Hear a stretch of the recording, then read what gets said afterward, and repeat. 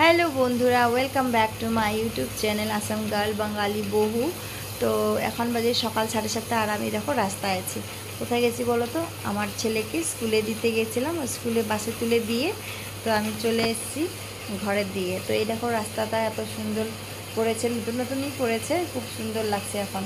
আর এই দেখো গল্প করতে করতে আমি ঘরে এসেই গেলাম। তো এটা আমার নিজের বাড়ি না, তো এটা হলো একটা অ্যাপার্টমেন্ট। তো আমরা এখানে ভাড়া থাকি আজকে 4-5 বছর ধরে। তো এই দেখো আমি উপরে উঠেও গেছি, চলো রুমে যাই।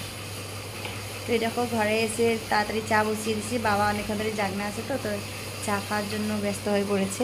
তো এদিকে বোতল ফুটানো গেছে, বাসি বাসন টাসন তো স্কুলে দিতে যাওয়ার আগেই ধুয়ে নিয়েছি।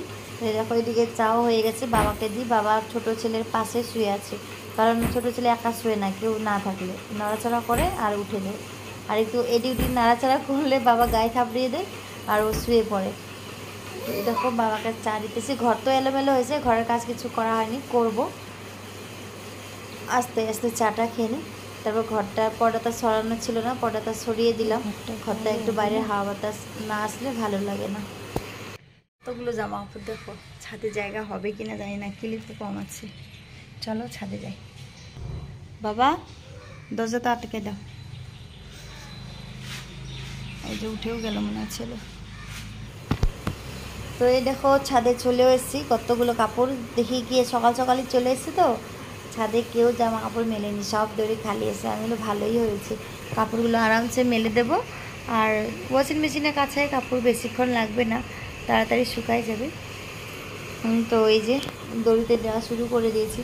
অনেক দিন ধরে কাপড় কাচ্ছিলাম না, রেখে দিয়েছিলাম। মানে কী বলতো, মেশিনে তো একটারই তো কাপড় দেওয়া যায় না, তাই সব কাপড়গুলো জমিয়ে জমিয়ে রাখছিলাম। সে যখন বেশি হয়ে যাবে তখন একইবারে দেবো। তাই অনেকগুলো হয়ে গেছিলো, রাতে মেশিনে দিয়ে রাখছিলাম, ওই জন্য সকাল সকাল আসতে পারছি।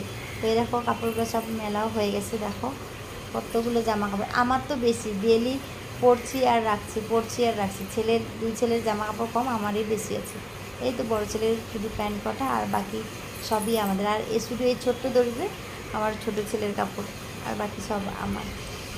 দেখো তো ফাইনালি কাপড়গুলো মেলে ঘেমে গেলাম। এই দেখো এত রোদ দিচ্ছে, পুরো গরম লাগছে। তো চলো এবার ঘরে যা যা কাপড়গুলো মেলে দিলাম, একটু পরে শুকায় যাবে, কারণ মেশিনে দেখাবো তো বেশি দেরি লাগবে না। ও দেখো উঠে গেছে আমার সোনা বাবা। তোমার গুনো হয়ে গেছে, এটা তো অনেক টোপলা হয়ে গেছে হাগিসটা। এই টোপলা পটি করছে নাকি দেখো তো? করেনি। হে কি ঘুম হয়ে গেছে? আমি তো ঘেমে একদম পুরো অস্থির হয়ে গেলাম। কারেন্ট আসেনি না এখনো? হাই কপাল হয়েছে কাম, আজকেও মনে হয় কারেন্ট আসবে না। ঘরের কিচ্ছু কাজ হয়নি, দেখো সব ঘর এলোমেলো হয়েছে। এখন সব কাজ করি, ওকে আগে একটু কোলে নিই। কি হয়েছে তোমরাই বলো, ওকে কি করা যায়? এক ফোঁটা কিচ্ছু খায় না, সকালে উঠে না দুধ খায় না কি খায়। এখন সকালবেলা ওটস বানিয়ে দিলাম, একটুও ওটস খেলো না, একটুও খেলো না, মুখের মধ্যে নিয়ে মুখে এমন করে থাকে। তো ও রোগা না হয়ে কে রোগা হবে বলো? তা একটু খাবে না, আর আমাকে কথা শুনতে লাগে অন্য লোকের। যে ছেলেটাকে যত্ন না কিছু করে না, ছেলেটা কিচ্ছুই খেতে চায় না। তো না খেলে আমি কি করব? কত নিয়ে 1 ঘন্টা 2 ঘন্টা ধরে বসে বসে একটু একটু করে মুখে দিয়ে থাকি, ফেলে থাকে, দিয়ে থাকি, ফেলে থাকে, এরকম করি। ও যদি না খায় আমার কি দোষ? না খেয়ে থাক, রাগ উঠে যায়। 1 ফোঁটা কিছু খেলো না, আজকে না খেয়ে থাকবি তুই। যখন খিদেতে পুরো কান্না করবি তখন খাবি, ঠিক আছে? দুষ্টু ছেলে। ও বকলে আবার বোঝে, কান্না করে। এই দেখো অনেকক্ষণ পরে কারেন্ট আসবে। মোবাইলের চার্জও নাই বেশি করে, সকাল থেকে কিছুই খেতে পারিনি এখন। এই যে ছেলেটাকে একটু কিনি, বেশি না, এই যে বাটিতে সকাল থেকে মানে 9টার থেকে এখন বাজে 10:30, মুখে নিয়ে বসে আছে, খাচ্ছেই না।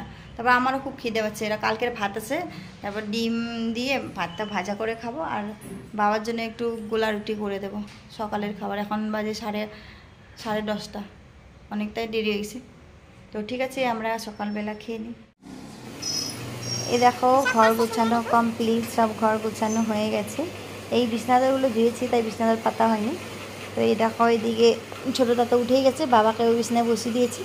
আর এদিকেও সব বাসন টাসন মাজামুজি সব শেষ। বাসন সকালে